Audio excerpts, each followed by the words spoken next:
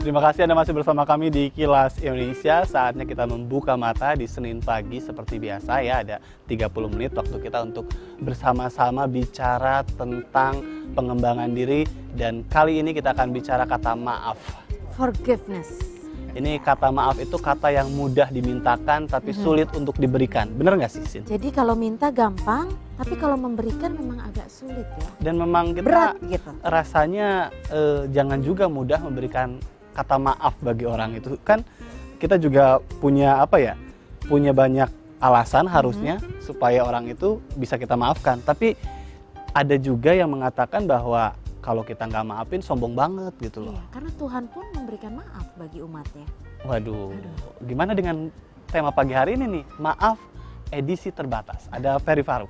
Selamat pagi. Selamat pagi Mas Ferry. Ini edisi terbatas memang udah nggak ada lagi kata maaf begitu. Limited edition Ya ya. mungkin karena kita terlalu banyak mengobral maaf.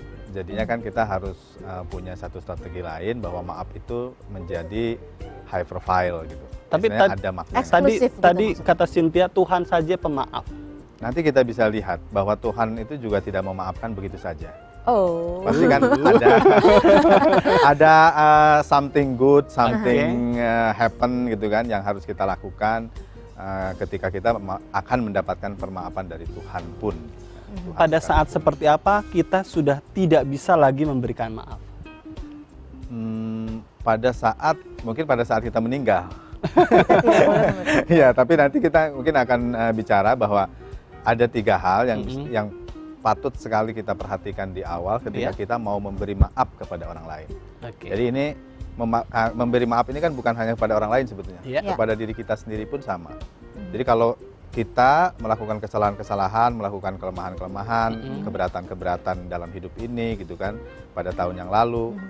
Kemudian kan kita tahu hasilnya seperti ini. Iya. Nah kalau kita maafkan terus, apakah kita akan hidup selamanya misalnya dalam keterkungkungan, kelemahan, seperti itu. Tapi Mungkin ada satu permainan sedikit gitu Apa ya. ini? Ini boleh tangannya, nah itu ya, Diikatkan. ya diikatkan gitu kan. Oke. Kalau secara normal kan seharusnya nggak bisa keluar ya. Iya, karena ngikat. Ya, ini bisa keluar. Gitu. Sekali lagi. Artinya terlepaskan gitu atau gimana? Ya, itu bisa keluar. Tuh, kalau kita sebetulnya begini, dalam tubuh kita ada hal-hal yang sangat refleks, otomatis gitu ya. Nah sekarang kalau kita bisa mempergunakan refleks orang lain gitu kan, otomatis orang lain, sebetulnya setiap orang itu bisa direkayasa, bisa dimanipulasi, bisa kita tipu, bisa kita manfaatkan gitu. Coba. Sama persis. Saya Ya, bisa nipu nggak silakan. coba? Ntar dulu. Kamu udah tahu triknya belum? Ya. Oh, ini sakit. Berarti nggak bisa merekayasa orang lain artinya kalau Iya, kalau kita misalnya tidak tahu refleks itu sebelah mana, itu kita tidak akan bisa. Nah sekarang banyak orang yang, wah ini orang ini gampang memaafkan nih, gitu kan. Oleh karena Pemaaf. itu, ya bisa kita secara refleks bisa kita manfaatkan orang itu. Oke. Nah kita belajar di tema kali ini adalah bagaimana memaafkan itu tidak lagi menjadi sangat refleks gitu. Kita harus punya reserve gitu ya. Nah reserve yang pertama adalah bahwa maaf itu harus menimbulkan satu perbaikan. di orang yang melakukan Betul. kesalahan. Iya, jadi orang harus sampai pada kesalahannya dulu, mengerti kesalahannya dulu. Sama persis seperti kita memaafkan diri sendiri, kita harus tahu kesalahan kita tuh apa sih gitu. Kalau misalnya kita secara bebas ya, secara general saya maafkan diri saya, gitu. Tapi apa kesalahan-kesalahannya? Orang tidak belajar dari itu, tidak ada feedback dari Oke, itu. jadi Dari pengalamannya. kata maaf itu keluar pada saat orang yang akan kita maafkan tahu kesalahannya. Betul. Itu yang betul. pertama. Iya. Oleh karena itu kan dalam teknik komunikasi ada namanya rephrase ya, rephrase gitu.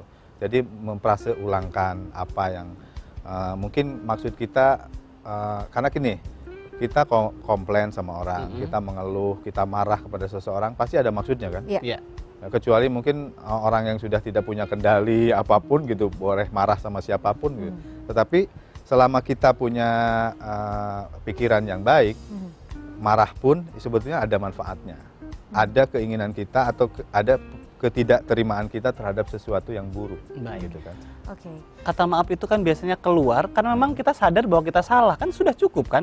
Saya meminta maaf karena memang saya tahu saya salah begitu. Nggak ada kata maaf keluar kalau tidak ada orang yang mengakui kesalahan. Gitu. Ya, sekarang kita kalau misalnya ada kuadrannya ya, Mm-mm. antara maaf dan salah, gitu, Mm-mm. salah dan maaf itu. Jadi ada orang yang cepat salah, cepat maaf, Oke. gitu kan? Cepat salah, lambat maafnya, gitu kan? Ada orang yang lambat salahnya, lambat maafnya. Ada yang juga cepat salah tapi lambat memaafkan. Nah sekarang kita tipe yang mana?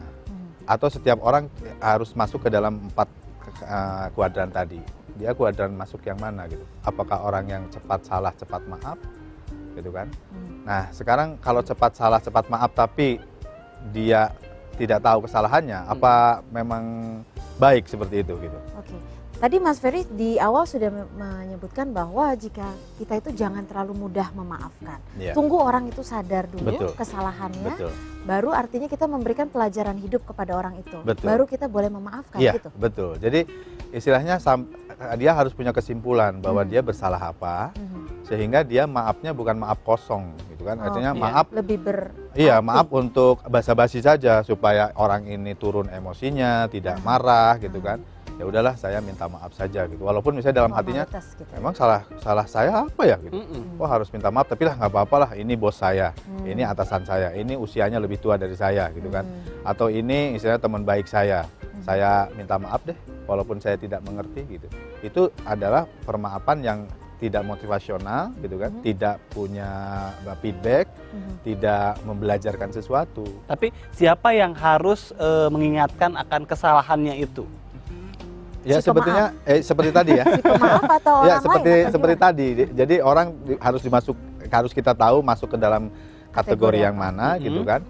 Ada orang yang mungkin dia sulit sekali minta maaf, tapi sekalinya minta maaf dia betul-betul dia tahu kesalahannya, gitu kan. Nah, menurut saya lebih baik seperti itu daripada orang yang cepat Mengumbar, salah, ya? tapi kemudian cepat minta maaf, salahnya juga pada hal-hal yang sama terus-menerus, gitu kan. Padahal misalnya peribahasa saja bilang keledai saja tidak jatuh ke lubang yang sama, gitu Iya. kan. Nah, kalau menurut saya yang seperti tadi dipertanyakan oleh Kang Ajat misalnya, kapan kita harus tidak memaafkan kepada orang? Kita memaafkan orang pada pertama kali, tapi pada kedua, ketiga kali kita harus punya yang limited edition forgive itu. Tema kita pada Iya. hari ini. Jadi kita harus memberikan kepada dia sebuah pengertian bahwa kamu bersalah dan kamu minta maaf ini pantas. Bukan karena kamu kasihan, karena kamu respect, bukan karena hal-hal lain. Gitu. Seperti apa atau ciri-ciri apa yang bisa saya sebagai orang yang akan memberikan maaf? Betul. Pada saat saya tahu bahwa misalnya Mas Ferry ini sudah mengakui kesalahannya. Apa yang bisa saya lihat dari seorang Ferry pada saat ini orang memang sudah mengakui kesalahannya, sudah Betul. tahu akan kesalahannya begitu. Yang paling mudah sekali ada sebetulnya dia merefrase. Ya, merefrase itu dia mengatakan kembali gitu ya. Iya, saya bersalah dalam hal ini, dalam hal apa gitu kan. Karena banyak suami istri atau misalnya dalam tahap pacaran gitu kan ribut, tapi apa sih ributnya gitu kan? Nggak Yang jelas satu, juga ya, gitu. Yang satu merasa ributnya ini, yang satu merasa ributnya yang ini gitu kan. Terus pada saat nanti misalnya terjadi lagi hal seperti itu, loh, saya kan udah minta maaf dulu tentang hal ini gitu kan. Loh, bukan tentang hal itu yang saya maafkan dulu, adalah hal lain gitu. Nah, itu harusnya kita harus bersetuju dulu nih. Problemnya apa gitu kan? Mungkin bahasa kita tidak dimengerti oleh dia sehingga dia membahasakan kembali atau merefresh itu kan membahasakan kembali bahwa ya saya ini, saya gitu. sebagai pribadi saya mohon maaf tapi saya tidak akan mengulangi perilaku saya yang ini. Baik. Gitu kan. Jadi tidak boleh memaafkan tanpa orang mengerti kesalahan. Itu poin Betul, pertama iya. ya, tapi ada poin lain yang akan kita Iya, bahas ya. oke. Ya. Jadi Ada jangan dua lagi. umbar kata maaf itu karena tema kita pagi hari ini adalah maaf edisi terbatas. Jadi kalau maafin yang pertama kali katanya, tapi yang kedua kali, ketiga kalinya bagaimana nanti kita bahas lagi. Iya, tetap bersama kami di Kilas Indonesia.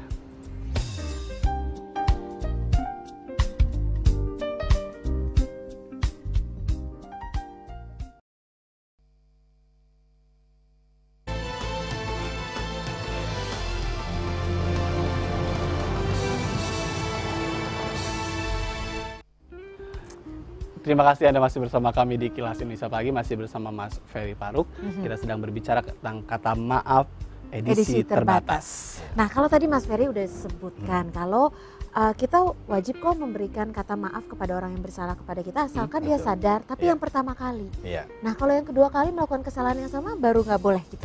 Ya, Nah sekarang juga salah itu hampir sering disamakan dengan orang dengan kegagalan gitu ya.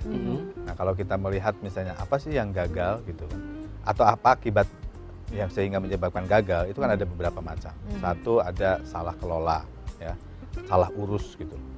Atau misalnya itu memang diniatkan, bersalah itu diniatkan, ada kan?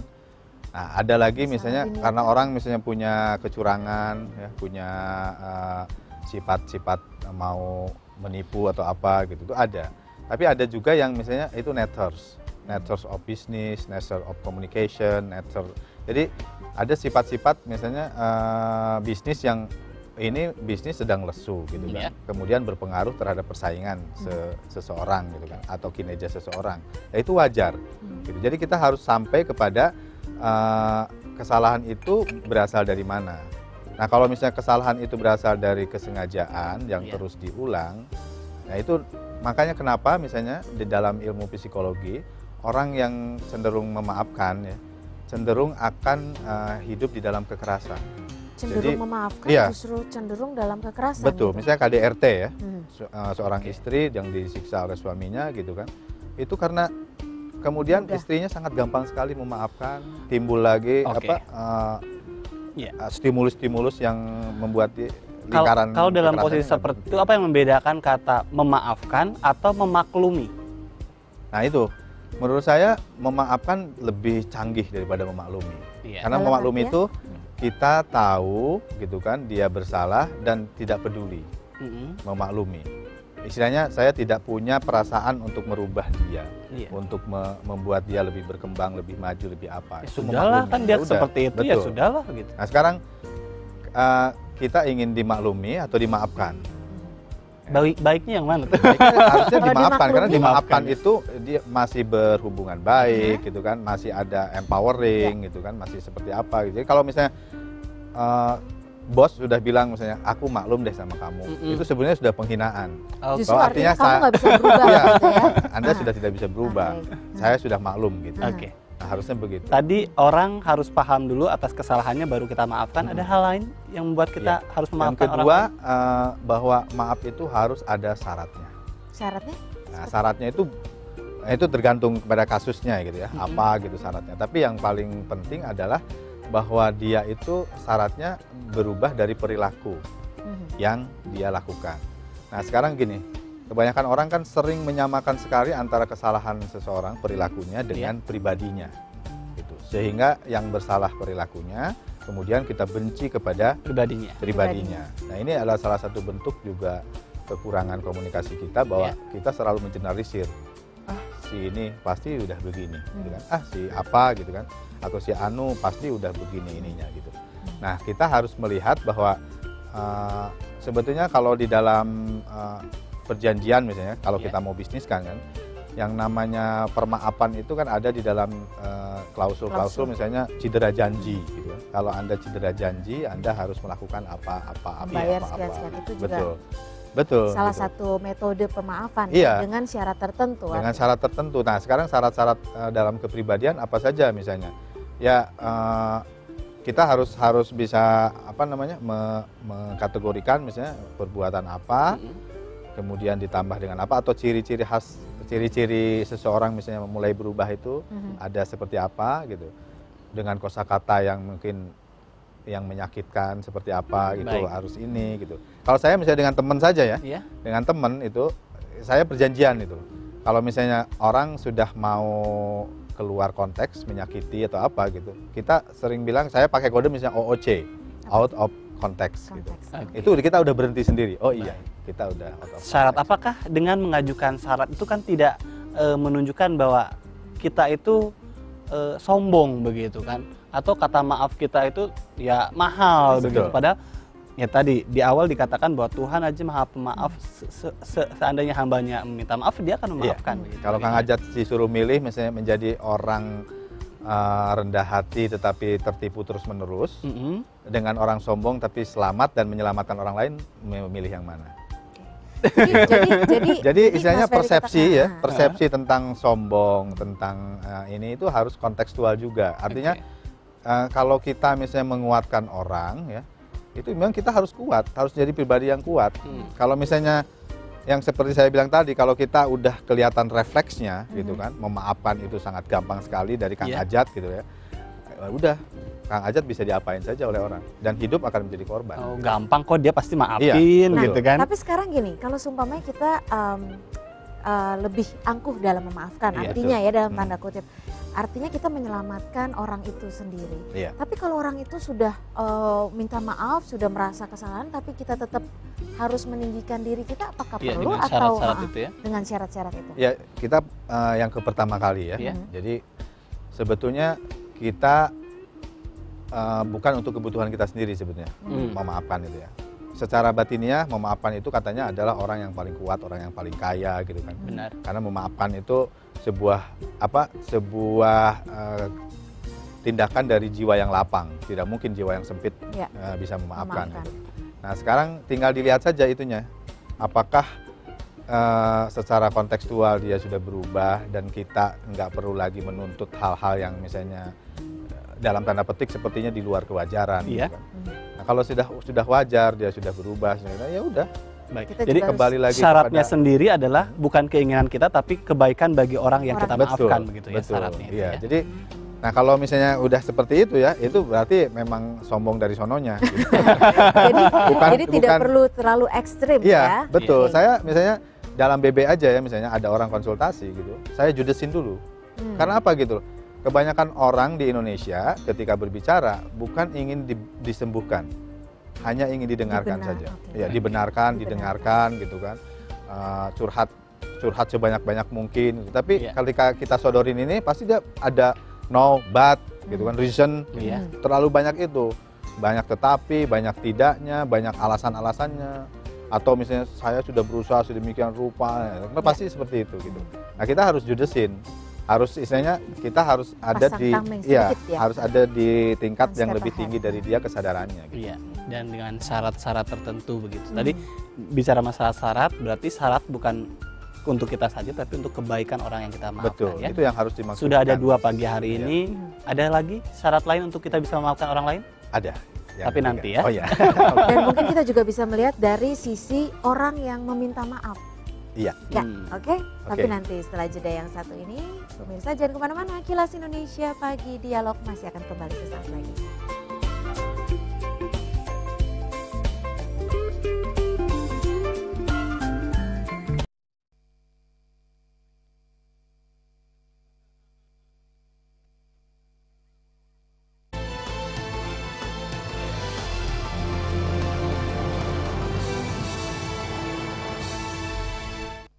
Maaf edisi terbatas. Tadi sudah ada 2 alasan kenapa kita bisa memberikan kata maaf. Pertama, orang itu mengerti kesalahannya. Yang kedua, ada syaratnya. Dan yang ketiga itu apa? Nah, yang ketiga ada batasnya. Dalam hal ini waktu. Itu kan Maksudnya? mungkin ya sekarang gini, segala sesuatu tanpa dikasih waktu gitu kan, itu akan menjadi kembali misalnya melakukan hal yang Yang sama. Betul. Oleh karena itu harus dibiasakan kita punya tenggat waktu. Dari si pemaaf ini. Mas. Betul, apalagi kalau misalnya dalam dunia profesional ya. Iya. Bayangkan misalnya kalau orang terbiasa terlambat gitu kan, tapi kemudian juga ya udah saya maafkan, tapi lain waktu nggak boleh begini ya misalnya. Tapi kemudian kembali lagi seperti apa gitu. Nah seharusnya permaafan yang baik itu ada waktunya juga gitu, ada kadaluarsanya juga gitu. Jadi kalau misalnya seperti yang saya utarakan tadi misalnya contohnya, kalau misalnya dalam waktu tertentu gitu kan, orang masih kasar berbicara gitu kan, terutama misalnya dalam KDRT, kekerasan dalam rumah tangga gitu ya, itu sudah kita tidak harus percaya lagi gitu. Karena apa gitu, ini sebuah penelitian juga gitu ya, bukan asal-asalan gitu. Sebetulnya orang bisa dilihat tingkah laku yang akan terus berurangnya itu adalah 0 sampai 20 tahun. Jadi kalau orang misalnya sudah mengulang-ulang sebuah perbuatannya gitu kan, dan itu misalnya kita bisa kita lihat bahwa dari 0 tahun dia sampai 20 tahun juga itu terjadi gitu kan, menonjol gitu kan kelakuan itu tidak bisa dirubah. Sudah mendarah daging artinya. Iya, itu sudah mendarah daging. Itu artinya sudah tidak lagi bisa kita Baik. maafkan, gitu kan? Mas Ferry, ini pada saat itu tadi ada Iya. 3 pagi hari ini Betul. kita bicara masalah orang meminta maaf begitu. Tapi pada saat ketiga-tiganya tidak terpenuhi, artinya kita tidak akan memberikan maaf. Apakah Iya. itu tidak akan menjadi beban buat kita? Buat kehidupan si 2 Iya. orang itu. Buat Tadi ada saya dan pertanyaan buat, yang, Iya, buat iya, yang ada minta pertanyaan yang sangat baik, Mm-mm. yaitu maklumi saja. Gitu. Artinya Jadi tidak akan berubah dong orang itu. iya, jadi gini, secara motivasional orang tidak mungkin merubah orang lain. Kita Iya. hanya bisa mengilhamkan orang lain untuk berubah. Dan kita yang harus berubah gitu kan, Iya. kalau kita mau merubah orang. Nah sebetulnya tindakan-tindakan memaafkan ini adalah sebenarnya tindakan mengilhami. Hmm. Nah, kalau bisa seseorang, jadi gini, kalau menurut saya ya, orang ikutan seminar saya misalnya atau training saya itu lebih banyak sebetulnya orang ingin dimaafkan dirinya sendiri tentang kesalahan-kesalahannya yang lalu. Motivator ya, itu orang yang sangat berdaya karena apa gitu? Sepertinya dia bisa memaafkan kesalahan-kesalahan orang yang selalu. Oke. Terus kemudian seorang motivator dia membicarakan hal-hal yang sebaiknya. Iya. Anda telah bersalah tahun lalu, sudah forget it gitu kan. Jadi kalau dalam rumus saya tuh FC gitu, F4 gitu kan. Jadi forgive, forget, futures, and flexible gitu kan. Forget, Ya. future, Nah jadi kalau misalnya kita juga sudah tidak bisa lagi memaafkan, ya, tidak Lupakan bisa lagi saja. melupakan, terus futures-nya gitu kan, outcome dari orang tertentu sendiri tidak bisa diharapkan Iya. gitu kan. Orang juga tidak bisa fleksibel untuk menerima apa yang baik dan apa. Jadi mau apa lagi kita? Jadi Maklumi saja. gitu. iya, maklumi saja udah gitu. Oke. Nah, kecuali memang kita punya atau kita sangat berharap sekali dengan hubungan itu. Misalnya saya dengan istri atau dengan kekasih gitu kan, seseorang dengan kekasihnya gitu. Atau kan misalnya seorang ayah dengan anaknya gitu kan. Itu kan tidak bisa diputuskan begitu saja Iya. ini. Oke. Nah, mungkin bukan kita, Tapi ilhamnya mungkin dari orang lain. Baik. Istilahnya dari kakeknya, dari neneknya, dari pamannya atau orang yang dihormati oleh pasangan kita gitu kan. Iya. Itu jadi yang butuh akan campur tangan orang iya, ketiga. campur gitu. tangan orang lain. Nah itu kan kalau dari segi si pemaaf. Nah Betul. kalau dari segi yang mengharapkan kata maaf itu, terus saat dia merasakan wah sudah tidak ada harapan nih untuk dimaafkan. Iya. Artinya ada kemungkinan banyak orang yang justru melihat ya daripada nggak dimaafin mendingan cuek bebek deh, bodoh amat. Itu Iya. bagaimana? Iya. Nah disinilah misalnya kenapa ada coaching, ada coach, ada Mhm. pelatih. Kenapa ada psikolog, gitu. Karena dia itu dibutuhkan pejabat-pejabat umum sebagai pihak ketiga yang mungkin bisa membetulkan atau mengilhami orang lain ketika seorang orang sudah tidak saling mendengar. Baik. Gitu kan. Nah sekarang misalnya dalam kondisi yang tadi 3 itu Iya. adalah orang yang dalam kondisi yang bisa masih saling mendengar. Baik. Mas Ferry, tidakkah pada saat kita tidak bisa memberikan kata maaf itu artinya ada dalam bahasa sekarang itu kan dendam. Ya. Ya. Dendam yang berkepanjangan itu kan menjadi beban bagi orangnya sendiri karena dengan kata maaf katanya beban Lebih di hati legowo. itu bisa lebih berkurang. Itu Iya. bagaimana korelasi dua hal itu? Jadi dendam itu kan meracuni orang lain dengan sendirinya sendiri minum racun. Minum racun, Iya benar. gitu kan. Jadi kita mengharapkan orang lain mati gitu kan, tapi kita sendiri yang minum racun. Iya. Nah itu seharusnya gini loh.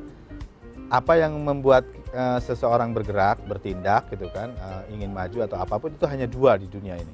Apapun ininya, tindakannya, alasannya cuma 2. 1, mendekati kenikmatan. 2, menghindari penderitaan gitu. Nah kalau misalnya sebuah hubungan itu sendiri tidak ada lagi tidak ada lagi korelasinya dengan 2 hal tadi, misalnya netral, hambar segala macam, ya udah, berarti hubungan itu dalam tanda petik gitu kan, kapanpun akan bubar gitu.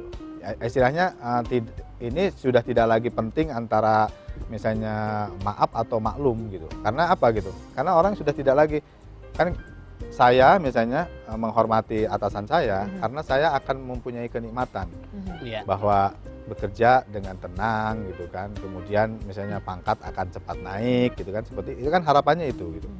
Nah sejauh mana misalnya tekanan dari misalnya kenikmatan yang ingin kita raih atau penderitaan yang ingin kita hindari terhadap sebuah kesalahan atau permaafan itu juga sangat sangat penting, baik bagi si orangnya sendiri Iya.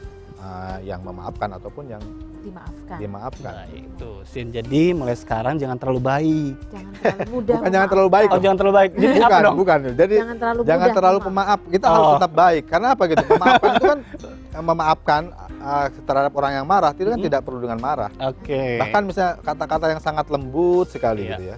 Jadi ketika saya misalnya saya dulu pertama kali belajar tentang motivasi dengan seorang tokoh besar motivator di Iya. Indonesia gitu kan. Saya memang ingin kelihatan gitu. Bisa berbicara atau segala macam. Tapi kemudian dia hanya bilang seperti ini. Pak Peri itu adalah golok yang besar tapi tidak tajam. Itu bukan marah itu. Tapi saya kemudian berpikir, oh iya ya, saya banyak berbicara, tapi sebetulnya tidak mengena apapun. Begitu. Jadi istilahnya baik tetap harus baik. Tetap Iya. harus benar. Terakhir tapi Mas Ferry, Iya. ini kalau seumpamanya, kalau tadi Mas Ferry bilang ada tenggak waktu. Iya. Nah kalau kita untuk memaafkan orang, tapi kita masih marah nih, masih kayaknya wah pokoknya nggak bisa dimaafkan. Ada Betul. tenggak waktunya nggak sih? Kita sampai kapan kita harus marah untuk tidak memaafkan itu? Apapun perasaannya sebetulnya itu sebentar saja. Sebentar. Kan ada satu kalimat dari seorang pendeta biksu gitu. Istilahnya kita harus sadar setiap saat bahwa segala sesuatu akan berlalu. Gitu. Jadi istilahnya, nah kalau kita menahan sesuatu gitu ya, itu yang kemudian menjadi kita menderita sendiri, Ya. menjadi beban tersendiri gitu kan. Kita ke bawah, misalnya kalau Iya. kita ngangkat kursi ini hanya sebentar saja ya, seberat apapun itu tidak terasa apapun dari otot kita. Iya. Tapi coba saja misalnya 10 menit kita angkat sofa ini misalnya, Iya. rasakan. Berasa Oh, banget. Baru Iya. berasa. Nah ini yang namanya dendam, namanya kemarahan gitu kan, yang ditunda itu bukan hanya secara mental saja, Baik. itu merusak secara psikologis. Karena apa gitu?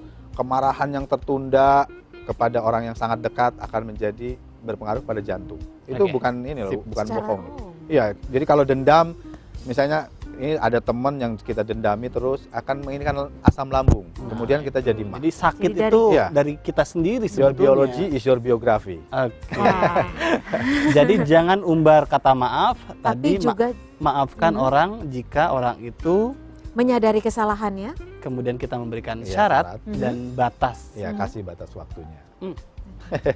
Kasih batas waktu. Tapi untuk memaafkan juga jangan berlarut-larut lah marah. Nanti sakit jantung loh. Tadi ya dikatakan. Maafkan atau maklumi. Maafkan atau maklumi. Baik, terima kasih Ya, Mas Ferry. terima Oke. kasih, Waktu Mas kita sudah habis, ini Iya. adalah penghujung dari kebersamaan kita pemirsa di Kilas Indonesia. Kita akan berjumpa lagi dengan Mas Ferry pekan depan ya, mudah-mudahan kita Oke. bisa diberikan umur panjang. Tapi Kilas Indonesia Pagi masih akan kembali lagi esok di Ya. jam yang sama 7.30 sampai 9 pagi.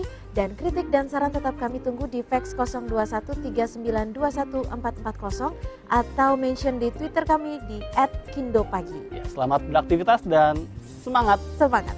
Sampai jumpa. Thank you. Terima kasih Mas Ferry.